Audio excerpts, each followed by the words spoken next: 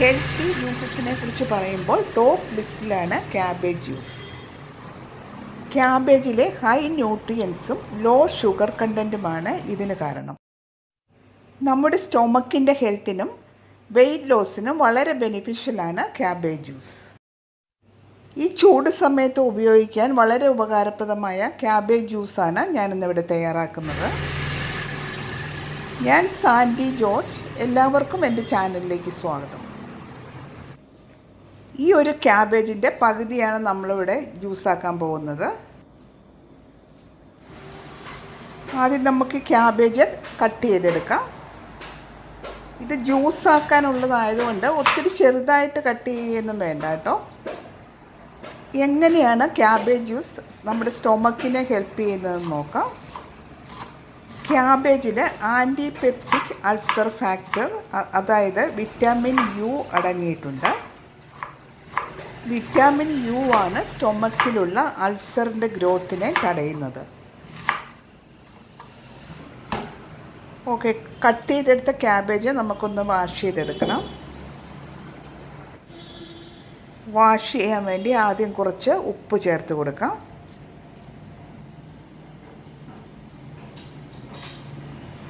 Cabbage മുങ്ങിക്കിടക്കത്തക്ക രീതിയിൽ വെള്ളം ഒഴിച്ചു കൊടുക്കാം.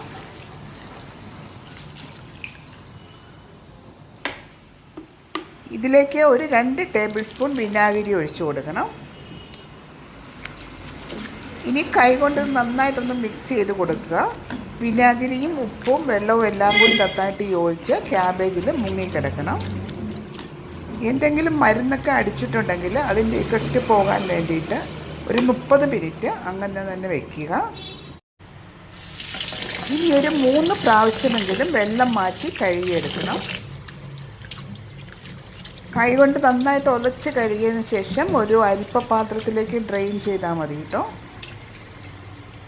ക്യാബേജ് കട്ട് ചെയ്തതിന് ശേഷം ഇങ്ങനെ കഴുകിയെടുത്താൽ അതിലിരിക്കുന്ന പെസ്റ്റിസൈഡ്സൊക്കെ കുറേയൊക്കെ പോകാനായിട്ട് സഹായിക്കും. ഒരു 3 പ്രാവശ്യമെങ്കിലും കഴുകിയെടുത്തതിന് ശേഷം നമുക്കൊരു മിക്സിയിലേക്ക് ഇട്ട് അതൊന്ന് ജ്യൂസാക്കി എടുക്കാം.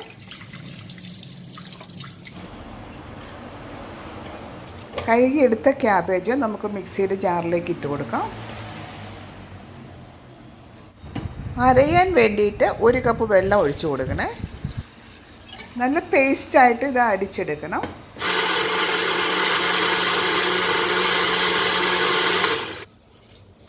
ബാക്കി ക്യാബേജും കൂടി ചേർത്ത് കൊടുക്കാം.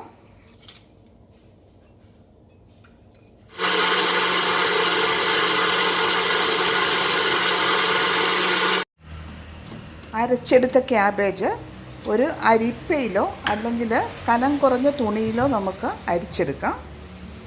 ഞാനിവിടെ തേങ്ങാപ്പാലൊക്കെ അരിക്കുന്ന അരിപ്പയിലാണ് അരിച്ചെടുക്കുന്നത്. ഈ അരിച്ചെടുത്തിട്ട് ബാക്കി വരുന്ന ഈ ക്യാബേജിൻ്റെ പൾപ്പ് നമുക്ക് കളയേണ്ട ആവശ്യമില്ല കേട്ടോ. പൾപ്പിൻ്റെ കൂടെ ഒരു സവോള, ഒരു പച്ചമുളക്, കുറച്ച് തൈരും കൂടി ചേർത്ത് നമുക്ക് സാലഡായിട്ട് ഉപയോഗിക്കാം.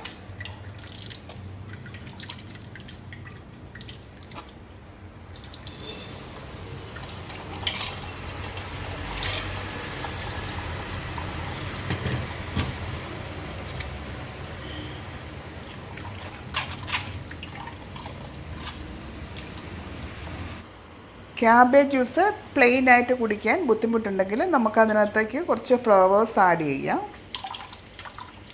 ഞാനിവിടെ 1 മുറി നാരങ്ങ നീരാണ് ചേർക്കുന്നത്. 1/4 ടീസ്പൂൺ പെപ്പർ പൗഡർ ആഡ് ചെയ്യുന്നുണ്ട്.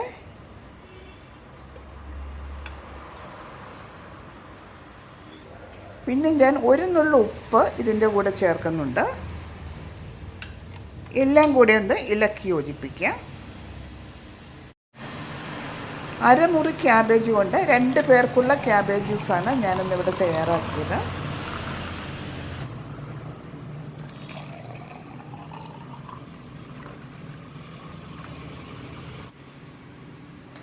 കുട്ടികൾക്കൊക്കെ കൊടുക്കണമെന്നുണ്ടെങ്കിൽ നമുക്കൊരു ഫ്ലേവറിന് വേണ്ടി സ്വല്പം ഹണി അതിൻ്റെ മേലിലൊന്ന് സ്പ്രെഡ് ചെയ്യാം. ഇത് വേണമെന്നുണ്ടെങ്കിൽ മാത്രം ചെയ്താൽ മതി കേട്ടോ.